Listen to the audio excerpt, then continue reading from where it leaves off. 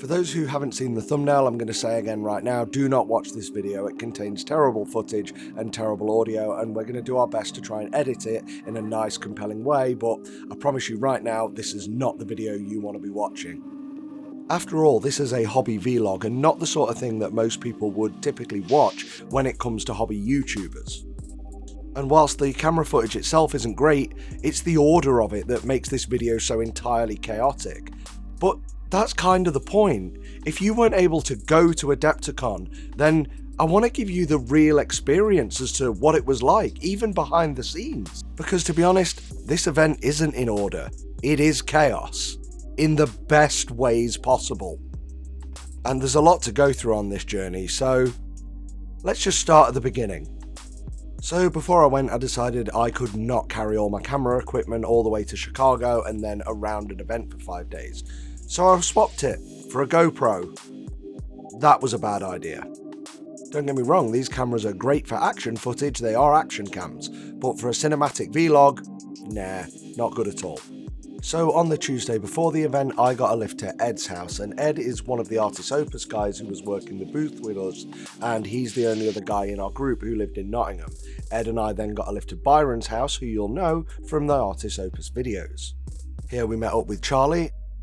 The four of us then squoze ourselves and bags into the back of a taxi and headed off to Manchester Airport, where we met up with Rick and Al. Went through security, where I got my bag stopped twice, had a little bit of breakfast, and then waited for the plane. Now, I'm not the best flyer at the best of times, so I was a little bit put out when I noticed we were flying in this.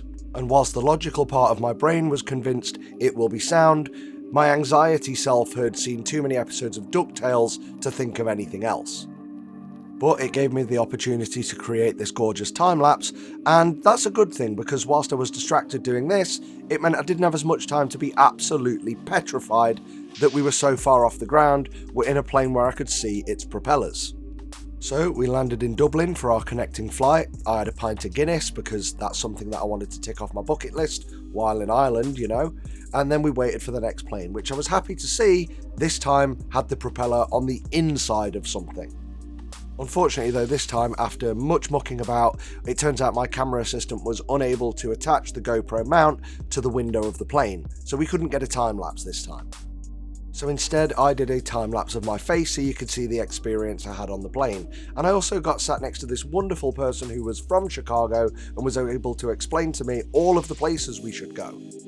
And this also allows me to explain to you guys who we are and exactly what we're doing. My name's Ross. And you're watching Fohammer Videos. So we're all nerds, and we paint little toy soldiers. And that man over there is the boss, and he's flying us out there to teach other people how to paint little toy soldiers. Or, well, show people how to paint toy soldiers with his brushes that he invented. So, whereas I kind of work independently, but for the week I'm working with him, and it gets me at least 3 flights to Chicago, and I'm not going to say no to that because I've heard Chicago's amazing. What do you think of the place? Never been. It's your first time? I've been to the States. Well, I've never been anywhere good. Like, I've only ever been. So now you know what we're doing and why I'm there. And no, I don't work for Artis Opus. Okay, fair enough. I did this week, but I'm not an employee. Anyway, on with the adventure. And so we landed, grabbed our cases, 1 quick train ride and a taxi ride to the nearest Holiday Inn, had a quick game of Magic and a pizza, and then it was off to bed and ready for tomorrow, which was Wednesday, the day we all set it up. So the next day I slept in till 10 AM because I was exhausted, and I say 10 AM, it was actually 5 AM local time, 10 AM was the UK time. So I was up incredibly early, which meant I was able to get a wash, shower, pick out an awesome shirt, and get ready for Adepticon, where, well, I've done conventions before, but I actually got to see the setup and all this behind the scenes. On the way in, I met Greg from Turbo Dork, who, well, he was the only person to have his booth mostly set up already. And if you don't know Turbo Dork, check them out. They have some of the most gorgeous paints in the entire miniature painting community. And he also has some cool hats, including that one right there with the blue peak on it, that I desperately wanted but never got back to him in time and he sold out of. Boo! And our job was to get the Artis Opus booth set up. So there were tables we could just go and help ourselves to in the convention hall, and we covered them in a black cloth. But then The entire day was spent going through every single one of the shipped boxes to check that every brush was in the correct place, in every box. There were tons of boxes. This was fun. Thank you for this, Byron. It was a great time at the convention. And it was only after I helped doing this that I realised, hang on a minute, you're not paying me, I'm not an employee, I should be going around schmoozing with all the other people there and all the other vendors and trying to get contacts for the blog. But hey, if you're turning up with a bunch of guys, then put the work in. And I did get some time to walk around and speak to different people, and I wanted to try and showcase everybody who was there off in this video, but there was just so much. However, I did get to take some selfies with some of the most known miniature painting hobbyists out there. People like... Hello guys, welcome back to Nachos Maker. And that's right, Marco finally confirmed that what he says on his videos is Nachos Maker. And he wasn't the only one. I met Brent from Goobertown Hobbies, Rob from Spiky Bits, and Dave from Mini Wargaming, who was showing off the awesome Ravage Star models and even what's coming next from this incredible range. And Games Workshop were obviously there and had the biggest load of stock I have ever seen that was outside of Warhammer World. This is possibly one of the biggest stores they've ever built, and it was a pop-up store inside a convention. As I checked back in with the guys, I had a look round and they seemed happy that I'd kept out of their way, considering they know how to set up a retail space and I don't. And I thought at the end of our day it'd be a great time to have a walk round and show you what everything looks like before the chaos begins tomorrow. A few places were still setting up, but then as I was coming up the final aisle, I got collared once again by Dave, who was almost set up with his booth and wanted to show me the new Ravage Star line. It was so awesome to finally see these minis in the retail box. I've had hands-on with the production models, but to see just how much you get in a single box is absolutely incredible. And when they're all laid out on the table, whoa, it literally blows you away with just how much they've got here and how much detail goes into every single one. And I also got some insight into the next round of models, which you can see more info on by following this QR code on screen. And I also got a quiet conversation off to the side about what's going to be happening in the future for Mini Wargaming, and well, I don't know if I'm allowed to talk about any of it, but for me and what sort of things I cover on this channel, put it this way, I'm super excited.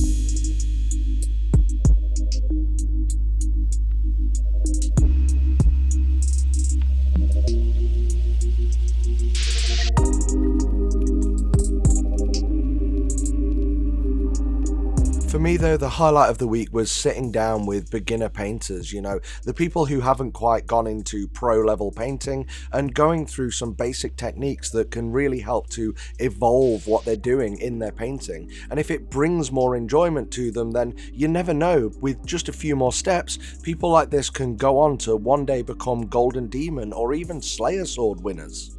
So if you're ever at an event, then don't be afraid to just walk over and nosy at something.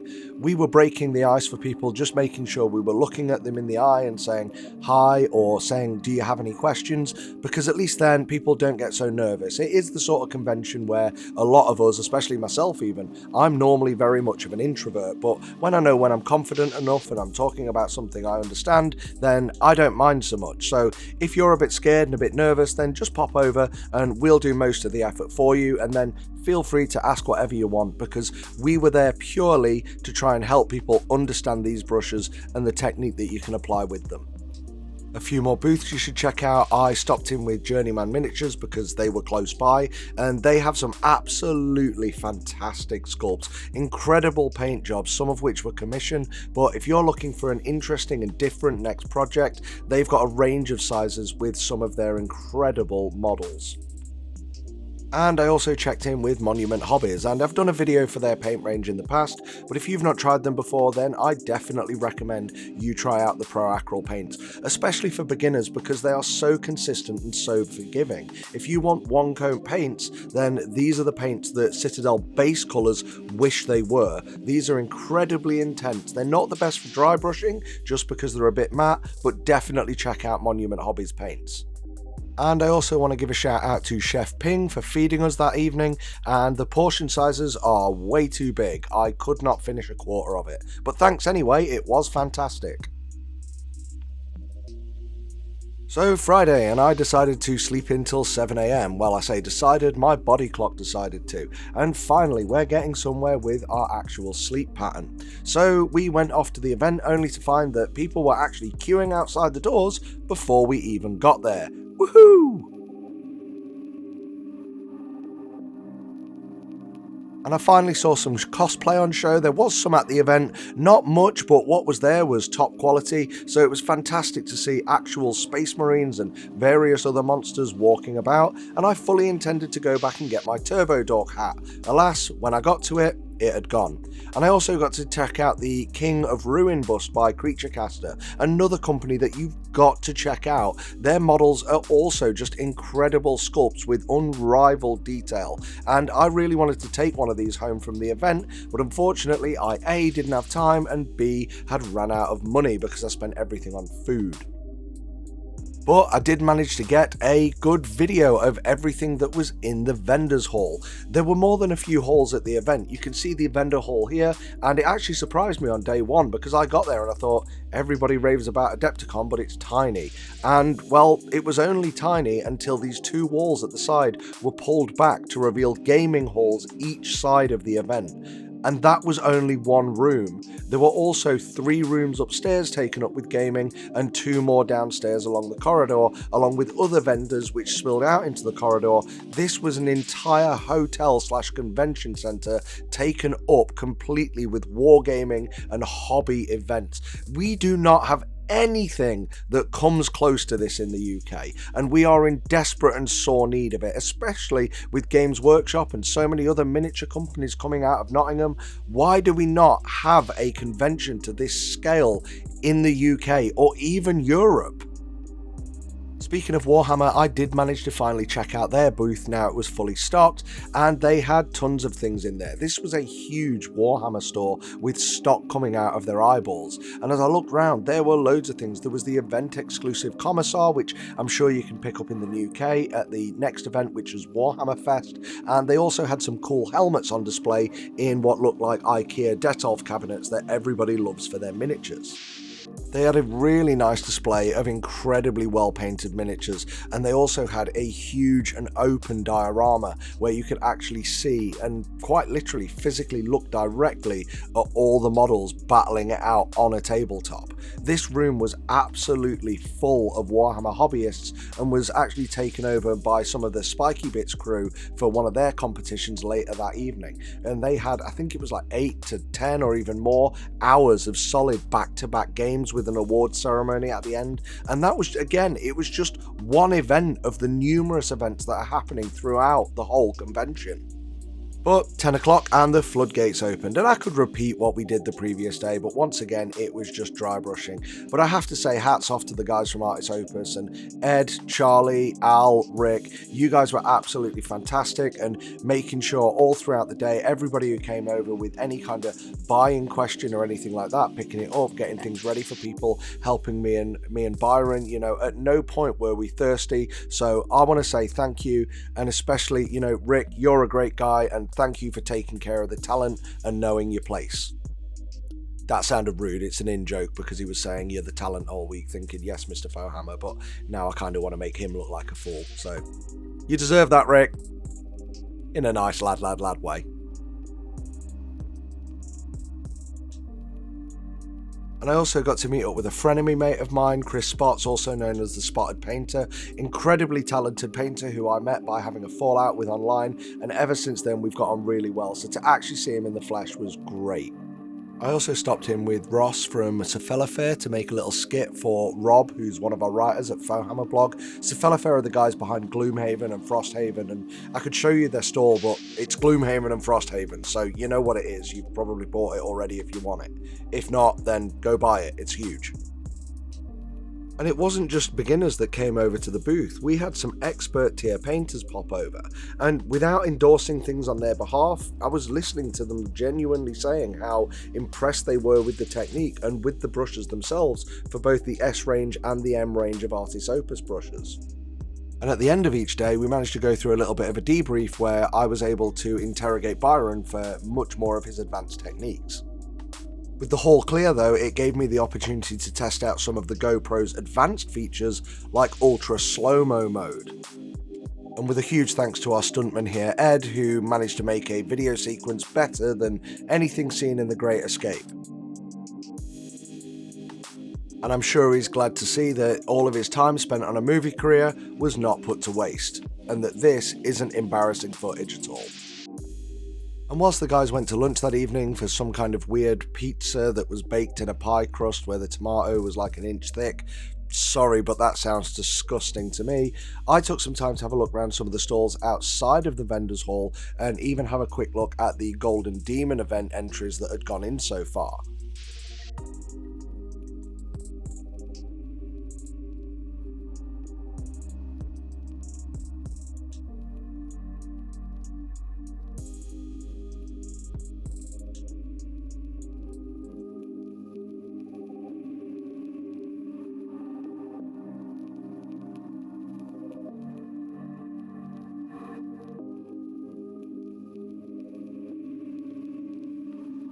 And there was a ton of action going off in one of the gaming halls, and I've got to admit, I don't know what was going off in most of the halls, but this seemed to be run by most of the crew that was Spiky Bits. I mean, you can see Rob there along with the other guys, and these guys had hours of gaming going on throughout the day, and you even had various people turning up in teams, some of them costumed, some of them not, but just seeing the energy from these guys just ripping their shirts off when an award got announced was honestly something to behold. And the reason you go to these events for community is just insane.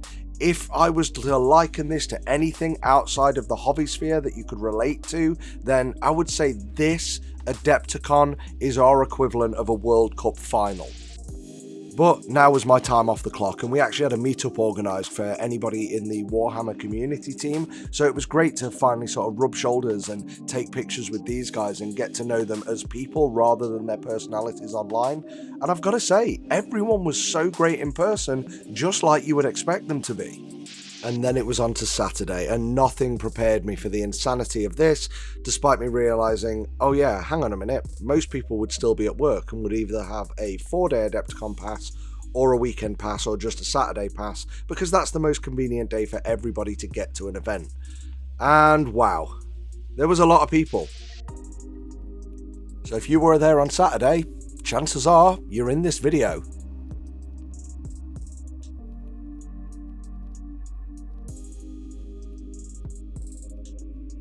So once again we got our demo on, and unsurprisingly a lot more people wanted the demo from Byron rather than me. Let's be fair, he's the one that's been on the YouTube channel all this time, I'm just there as the help.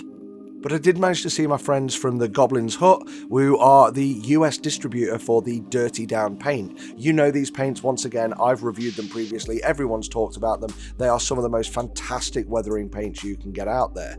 And supporting these guys was also Maverick from Maverick's Paints. You'll know him online because he's done some of the most awesomely destroyed Space Marines that you will ever see. So if you want awesome rust or you want disgusting Space Marines, check out the Goblin's Hut and also Maverick's Paints.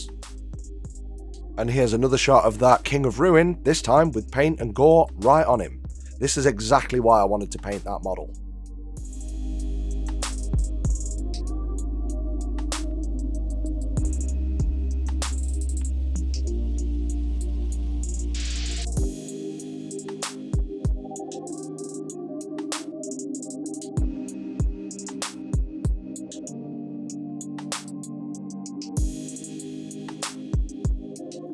Nearby there was also Pop Goes the Monkey, who makes some awesome 3D printed components for various Wargames features, and if you like a little bit extra like I do in your Space Marines or other miniatures, then go and check these guys out because they do a ton of custom pieces for customizing your army exactly the way you like it. And this, to me, I know I've got a Warhammer channel, I've also got a 3D printing channel, but this to me is where they perfectly blend, is having that ability now to fully customize your army, and this is the sort of thing I am in full support of. Oh, and it also started snowing. That was fun. A quick walk past the painting area and you could actually see people live streaming direct from the event, painting some of the most incredible models I've ever seen in this chaos is an absolute amazing accomplishment. I'd be distracted every 2 minutes. Well, I was painting during this event. I was distracted every 2 minutes just talking to people about their hobby and living vicariously through their purchases because I rarely had time to make any. But watching these guys actually sit and do a live stream whilst at the event with people walking past and people like me asking questions, it's absolutely incredible. So well done guys, this was awesome to see. And I couldn't help but give a huge shout out to Brush for Hire. Again, you can check out Brush for Hire online. They painted this incredible Tenjin diorama. I've 3D printed Tenjin myself, one of the most amazing sculpts you can print, and that's by Blackforge Games. I love Blackforge Games, but seeing this model printed with the display base and painted, this was huge. I saw him carrying it through the door, and I literally followed him like an excited puppy saying, take it out the box, take it out the box. But I've wanted to see something of this quality done for so long, and boy has he done it justice, with one of the most unique colour schemes that I could not even consider or even think it would have worked. But actually, as he pointed out to me, he gets a lot of inspiration from nature. So yeah, definitely go and check that out, and thanks so much for taking the time to speak with me and take that out of the box and show me. It was incredible. I also got some more selfies, such as this one with Darcy from Darcy Bono Creations and Scott, the Miniature Maniac. And then I got my first submission for the Deface My Face competition, and I feel like I'm going to need to explain this one. So really quick, nobody wants to watch videos about a convention because, well, if you cared enough you were there, or you watched it online, or you don't care enough that you want to watch it online because it'll just upset you that you weren't there. So I wanted to make a different kind of video, and that video was going to be called I Gave Head to 1,000 Hobbyists. You get the joke and the reference, right? Well, as soon as I got to the event and the first person I met was actually Brent from Goobertown Hobbies, I was excitedly talking at him saying, oh yeah, this is my idea, and maybe Brent wasn't the right audience, but his sort of reaction gave me the feeling that I might want to reconsider this because, I don't know, perhaps the American audience might find that crass and a bit repulsive. So instead I decided to just get nervous and cower like a dog and not do it. So I didn't give out many of the heads. But anyone who asked about them, because I left the bag out all day on the Artis Opus booth, so anyone I was doing a demo to who asked about them was given a free handful of heads. And I told everyone, hey, if you paint it and submit it before the end of the event, doesn't need to be attached to a model, whoever's done the best one will win the grand prize. And I hadn't at any point decided what that prize was going to be. But anyway, one guy called Kyle, awesome guy, painted one up, stuck it on top of this model's head, and brought it back to me as a submission. So far, other than the guys at the Artis Opus booth, who were disqualified for being professionally related to the organiser of said competition, this was the best one that had been submitted so far.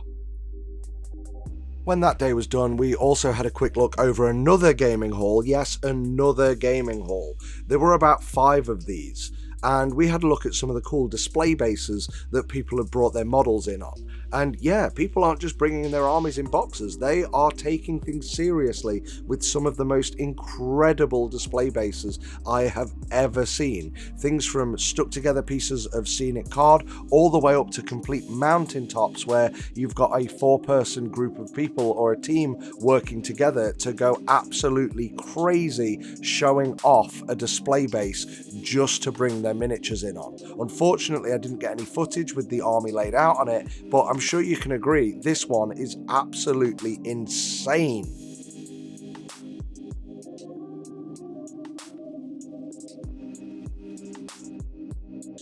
And then finally, to finish the day off, I decided to go up and have a look at the Golden Demon submissions that had all been put in the cabinet. And it was at this point that I actually realised that my iPhone was a much better camera than my GoPro, which is why a lot of these shots are better than the rubbish from the rest of the video. And you've actually got cool effects like depth of field. That's really useful because it lets you focus on the subject that I'm talking about. Nevertheless though, unfortunately it was a little bit tight around the booths. It was absolutely huge and there were loads of submissions. We've still got the benefit this year of the 2 years of lockdown preventing events and competitions like this. So those people who've been working on those pieces, on all the individual models for maybe 2-3 years plus, the TLDR is that the competition was strong and there were so many things in these booths that in any previous years would have placed in the top 3 that unfortunately didn't get a mention in any of those spots purely because of all the other models that were there.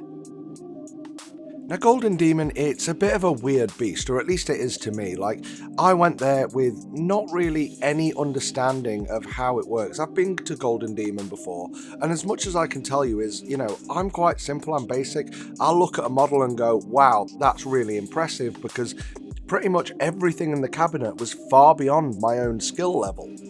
And there's nothing online that really explains what the standards are being looked for in order to achieve something that even goes into the finalist consideration. There were a lot of pieces here that were visually more appealing to me than some of the winners just because of the colour scheme, but because certain things weren't done, it meant that those models wouldn't even get a look in.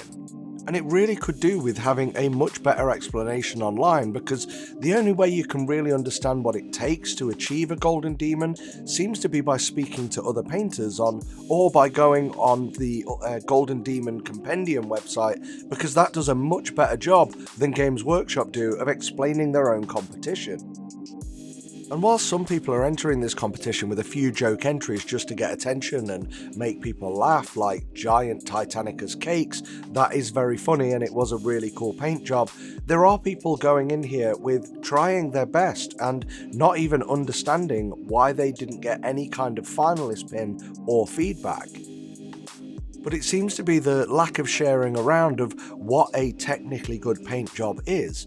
At the end of the day, this is a painting competition, and that doesn't mean that you can't use certain special effects paints, but if those special effects paints are used solely in isolation without any additional paint going around them, then those sort of things are probably easily looked away from by the judges because of the fact that they've used a paint rather than used paint to get that certain technique. So this isn't really using non-metallic metal instead of metal when it goes onto a model, but if you are going to use an NMM technique, then people are going to look at that, or the judges are going to look at that, and they're going to look for perfectly smooth blends. If you can see the singlest or smallest of line or layer mark in anything, then that's going to be an instant, nope, there are better paint jobs out there. When the final day came, I've got to admit, I was on a bit of a low at this point. It had been a few days, my throat was hurting, we knew that we were travelling straight from the convention to the airport to come home, so it was a long day ahead, and I'll be honest, I was sad to be leaving. I did get a chance to check out a couple of final booths, but the highlight of the day was the fact that we had Sergio Calvo join us and actually go through the technique with Byron, because as he said beforehand, he hadn't dry brushed since he was 12. Sergio had been doing a demo over at the Journeyman Miniatures booth showing some of his techniques, and suffice to say, dry brushing is commonly seen as a cheat technique or just a little bit hobby cheating to get blends and edge highlights on fast, so to get somebody of this expert level over and talking to us was an achievement in itself. Sunday was a much quieter day for demos, so I took some time and picked up one of these Nico Galaxy models of this cyberpunk biker and just sat painting it with the dry brush techniques I'd learned from Byron to give it an overall shade, but really I was just having an excuse to sit there to listen to Byron, the master of dry brushing, and Sergio Calvo, a master of painting anything, talk about painting miniatures and their techniques and use and application of colour, just to try and glean as much as I possibly could from these two absolute masters of our love and interest in this hobby. And I think Sergio was enjoying himself too, at least it looked like he did. I like to hope it took him back to a simpler time when he was 12 years old. I checked out some people going and collecting their Golden Demon entries with the judging now complete, and everything had been photographed, and the Slayer sword was out there ready to check out, and thankfully no one picked it up and started swinging it round.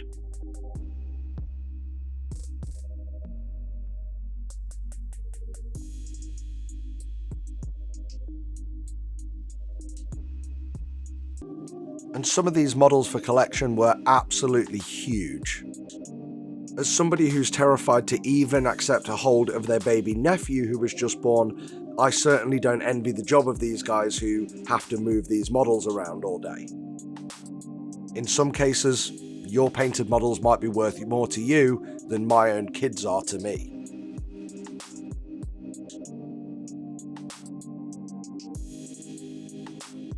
And before we go on to the final part of the video, which is the Golden Demon ceremony, we need to talk about the most exclusive painting competition that was at this entire event. So exclusive, hardly anybody knew about it. So here is the closing ceremony with the winning finalist for Deface My Face 2023. This is Jeff, Terry, Andy, Jeff, Kevin. You want me to say that? I don't know. Oh, What's your name? I'm Kyle. Oh, okay. Kyle Stone. I think I might have called you Scott online. I don't know why. That's Scott okay. I called you earlier. Bless her. Oh, well, okay, well, I've just changed my mind. What's about to happen has just changed. So, yeah, so Kyle entered the Deface My Face competition. I did. I never told anyone what the prize was. And here you go. He's got himself a set of Series S artist hope. It works out because I am super poor right now and need to paint more, and my brushes are dog. Well, there you go then. Well, congratulations. Thank you so much. Carl won with his terrible paint job that I'll show on the screen at the moment. It is awful. But, you know, by default, so next year, if I'm here, more of you need to enter. That's all I can say. So, or don't, and I will win the next set that I need. You're disqualified for next year, so thanks. Well, anyway, see you guys next time. Foehammer out. Say bye. Thanks, Ross. Bye. Bye.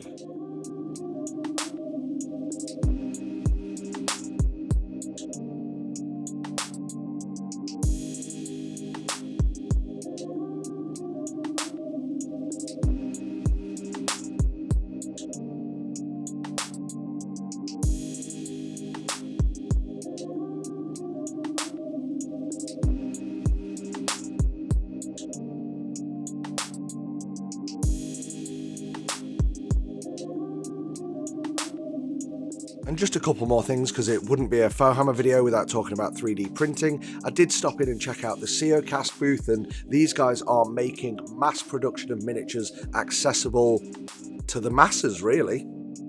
And they announced this week that they've partnered with Amma Labs to release an exclusive, high temperature resistant, highly detailed resin specifically to work with their production process. And I also stopped in with DTR, who were showing off one of their industrial grade DLP printers. And for anyone who says that DLP or resolution is really terrible, well, you got production quality parts off this at only 58 microns XY resolution. And these printers do various things that your home grade printer will not do. And this creates production parts that you can literally just snap off a build plate. They do towered components, and they also have details sharper than anything I have ever seen from any of my own printers, like teeth. Tiny little needle-like teeth just are supported and snap off the supports instantly just because of how this printer works. I want to go and speak to these guys more. That means a flight over to Holland. So please like this video and share it with your friends and all my other videos so I can get some of that decent YouTube bank and fly over there to tell you more about the future of 3D printing.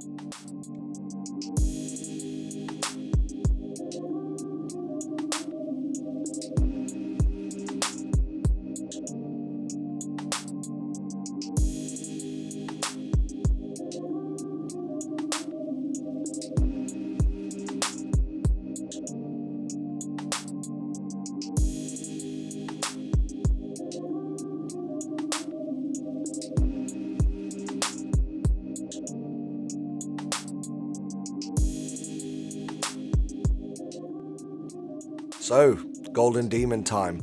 And I wanted to check this out because the queue for Golden Demon was the length of the hotel, and it also bent around a stairwell because it was absolutely huge.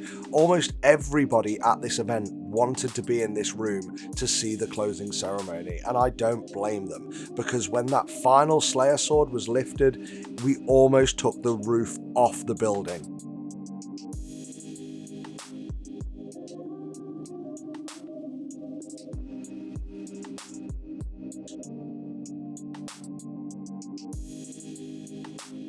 The energy in this room was absolutely something to behold, and I can't do it justice. I can't explain it. Like, if you haven't been to a Golden Demon painting competition and you love painting, then you need to be here and just see these gods amongst painters, just the energy they have. And some would go up and scream and shout and say, hey, I was here, this was me, I did that, oh my god. And then others would just go up and quietly accept the award and graciously nod and go back. But what was really great to see is that even though people who were competitors and had entered the same category for something were still celebrating and cheering each other when their friend, or maybe just somebody they know and they'd seen their model, they would go, yeah, well done to you, and absolutely hats off to say, yes, you did this, you achieved it, you did better than me, and I'm not even bothered, I'm just so happy for you. And despite the fact that these guys are competitors, they all just love what they're achieving together. Wow, just wow. What other competitions do you get this amount of just care for your fellow? Honestly, well done to everybody, absolutely amazing.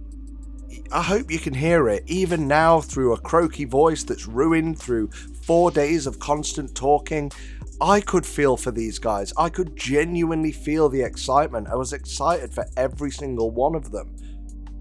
But nothing, absolutely nothing, could top that moment when the Slayer sword winner was announced.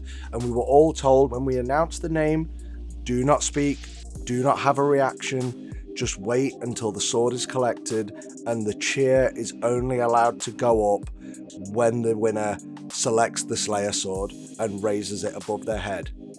And I'm watching back now, and I've still, even now, I've got chills just remembering the moment. The shock on his face, the emotions going through him. This was literally awe. He could not believe this was happening. And this was a guy who came and sat with us over at the booth like 2 out of the 3 days and shared how nervous he was that he would even place in the competition.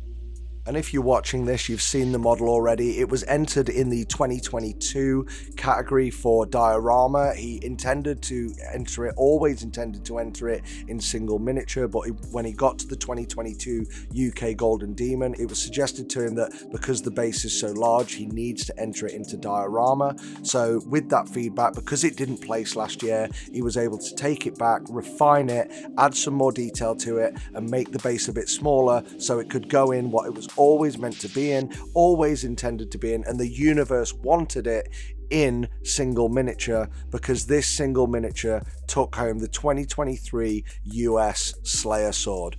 Well done, Neil. You absolutely deserve this moment.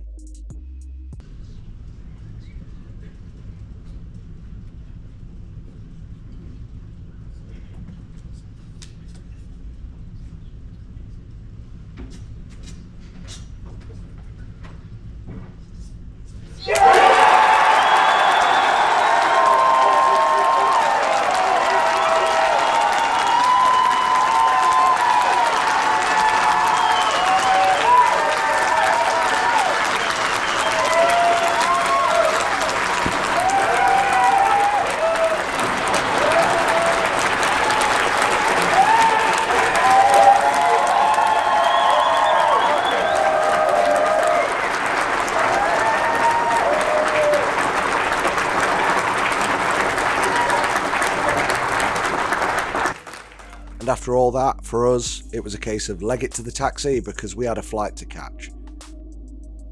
But looking back, Adepticon was an experience that I'd never want to give up, and I would encourage everyone to make it too.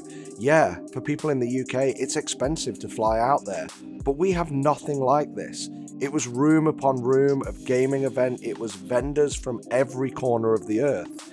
You could easily just walk down a corridor and rub shoulders and say hi with some of the community's biggest YouTubers, named celebrities, god tier painters. Everybody and everything was there. Anything you could possibly wish for or possibly imagine was at this event. Were you? If you were and you were in this video, let me know down in the comments. Thanks for watching, I really do appreciate you doing this, and if you've seen any of my other content, then you'll know this is not up to the quality that was. But I wanted to just do my part and say, I was there. I was there at Adepticon 2023. I was there helping people to dry brush. I was there getting to meet some of the most popular people. I was there in the snow.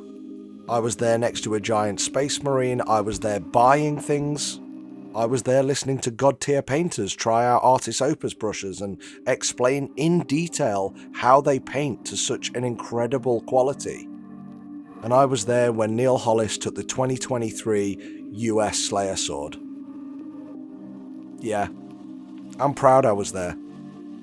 And whether Artis Opus invite me or not, I'll be there again next year. Because now that I've been, I never want to miss it again. So make sure you're there and you enter Deface My Face 2023, the most exclusive competition in Adepticon history that isn't officially sanctioned or supported by anyone, and depending on how much money I have at the time, you might win a set of brushes. So thanks to you for watching and thanks to our patrons, but the biggest thanks has to go to Artis Opus. Without them, I would never have been at this event, so thank you for inviting me, and thank you for letting me sit with you, Byron, and learn from you for 4 days solid. And thank you for having faith in me that I could deliver to the quality you expected in my own explanation and my own painting. I'm quite proud of what I've learned, and I'm proud of the way I use your brushes and what I've learned from them. So thanks again for taking that risk and inviting someone like me to an event like this to represent your brand. Honestly, man, can't thank you enough. Until next time, Fohammer out.